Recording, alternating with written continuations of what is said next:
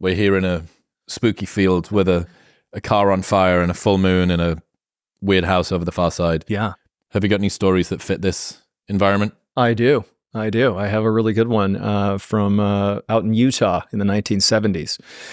This is actually one of the earliest stories that I covered. Actually, this is one of the first ones. So we don't have the names of the people involved. So I'm going to call them a man and a woman, but this is every bit their story. We just don't use their names. I think they actually didn't want their names used. That's what I recall. So back in the 1970s, there was this young guy and young girl who were the main characters of the story. And I think they met in college, and they go out on this first date. They go to a restaurant, a diner, and they got along fine, but there wasn't any magic. It was, kind of a nothing date that they both kind of instinctively knew that this was likely not going to go anywhere beyond this first date. There's no chemistry. However, they both kind of intuitively noticed it. And the guy, towards the end of the date, when it's kind of like, okay, time to wrap things up now, he decided to take a chance. He figured, what's the worst that can happen? I already can tell this isn't going anywhere. And he says to his date, he says, do you want to do something kind of unexpected? Do you want to go do something kind of crazy with me right now? And the girl was actually kind of taken aback. She's like, okay, what do you want to do? And he's like, well, I oftentimes go for walks out in Provo Canyon, this beautiful canyon that's nearby. It's got this amazing trail.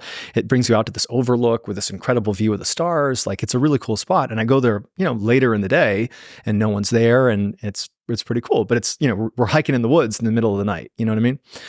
And she's like, okay, let's do it. It's like suddenly the date went from going nowhere to it's kind of exciting. And so now there's chemistry. That's like they're going into the unknown together. And so they quickly leave the diner, they hop in his car, and it's a short drive over to the parking lot where Provo Canyon is. He pulls into the spot, there's nobody there. They get out, and now there really is. They're getting along, they're kind of laughing, telling jokes, they're holding hands, and they walk right from the parking lot onto this paved trail that goes right into the forest. And so it's nighttime, just this is a well-used trail. This is not some goat trail in the middle of nowhere. This is a well-used trail. And so they start walking into the forest, and after a while, and this is something they would say after the fact, but we know this is what was happening. As they were walking, the feel, the vibe of the night really changed as soon as they got into the woods. They're excited. The states suddenly become exciting, and then they get into the forest. They're on the trail. They're holding hands. They're walking, and both of them began feeling this really intense dread as they're walking in. But they don't know each other. This is their first date. They don't have the background of a relationship to begin touching on something that's hard to point out. Neither of them turned to the other and said, I feel uncomfortable. Instead, they just kept their mouth shut and thought, okay, I'll just keep on going. So they stopped talking. They begin walking faster out of this kind of nervous energy they have now. They're holding hands, and they're just walking through this trail because they're trying to get to this overlook, basically get it out of the way and come on back. But it's all unspoken. They haven't said, boy, this is anxious. They're feeling that way. And so they're walking on this trail, again, surrounded by trees. There's nobody else out there, and it's pretty dark. They don't have a flashlight. And as they're basically speed walking at this point in silence, at some point they hear a rustling sound kind of off to the side. And at the exact same time, the guy steps on something that he described as being soft. And he stepped on it, and he has no idea what he's stepping on. No clue. It's something soft. And he's heard this rustling sound, and they're feeling anxious. And he immediately stops because he stepped on something. And the girl, she's sensing, okay, what's going on here? And without any communication, they turned and walked out. Didn't even look down. They have no idea what's going on. It was like they both knew, let's get the fuck out of here. I don't know what's going on out here. And they practically ran back to their car, totally safe. They get in their car. And now that they're in the safety of their car, they kind of begin laughing about it. Like, yeah, I wonder what that was. I stepped on something out there. I don't know. Something moving around. Maybe there's a big animal. I don't know. But that was it. That was the whole date. And actually, they wound up getting married because this date was like this kind of amazing thing where they bonded over the fear of being in this forest. And so they get married, and 10 years later, they're at home, and the TV is on. It's tuned to like a Dateline type of show, like a true crime show. And neither of them are really watching. But an interview comes on, and it's a journalist talking to a death row inmate. It's a very famous death row inmate, and he's very near his execution date. And he's giving this kind of full-blown interview about, what he did. And at some point, the journalist asks him, Was there ever a time that you almost got caught before you got caught? And the serial killer is like, yeah, there was a time. I was out in Provo Canyon and I just killed a girl and I was trying to dispose of her body. And I dragged her across the trail and this young couple comes turning around the corner and they stepped on the body. And I was maybe a foot away holding her, looking up at them in the darkness, waiting to see what they were going to do. But for some reason, the couple didn't look down. They didn't look around. They just turned and left. And so that was it. That was the time I almost got caught.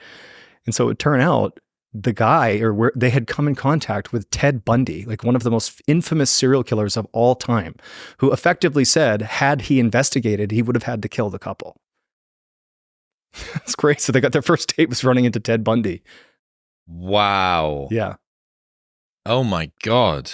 And actually, if you're interested, there's several other close calls with Ted Bundy that if you Google close calls with Ted Bundy, he came close to killing people several times. And it's I don't have those. The VW Beetle. There was something with the VW Beetle. I forget what it was. Unfortunately, I don't remember all of the anecdotes, but there's quite a few that are. That one is the most startling because it's so like visceral what happened.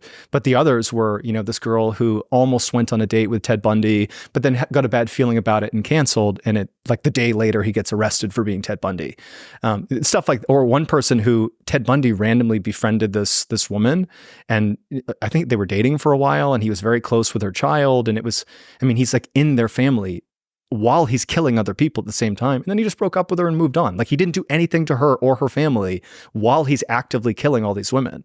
But for some reason, he just had this normal family, happy, wholesome relationship with this girl for like a year.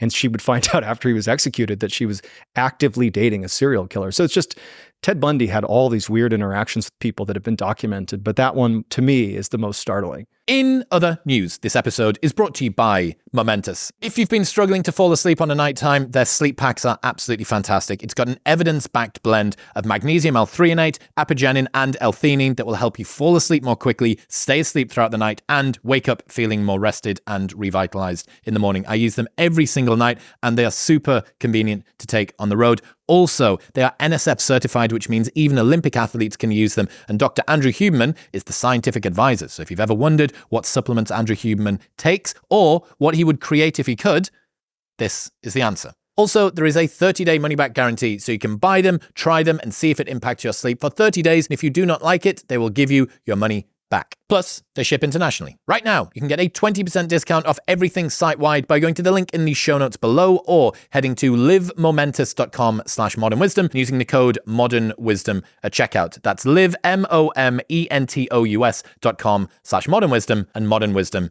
for 20% off.